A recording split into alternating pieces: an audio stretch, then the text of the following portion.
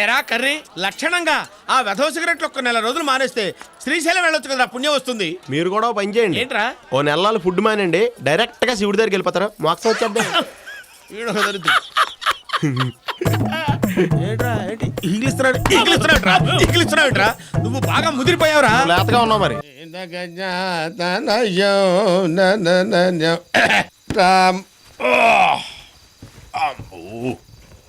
చాలా భుక్తాయాసంగా ఉంది. ఏంటి గురుగారు కడుపు ఏమన్నా బిర్రుగా ఉందా? అవునరా, ధ్వజస్తంభ స్థాపన సందర్భంగా నవపప్పు ధాన్యాలు దట్టించి నేతిలో రంగరించి 3 వాయిల్ లాగించారు. కొంచెం ఇబ్బందిగానే ఉందో. నవపప్పు ధాన్యాలేంటి గురుగారు? ఉన్నవి 2 కందిపప్పు మినపప్పేగా.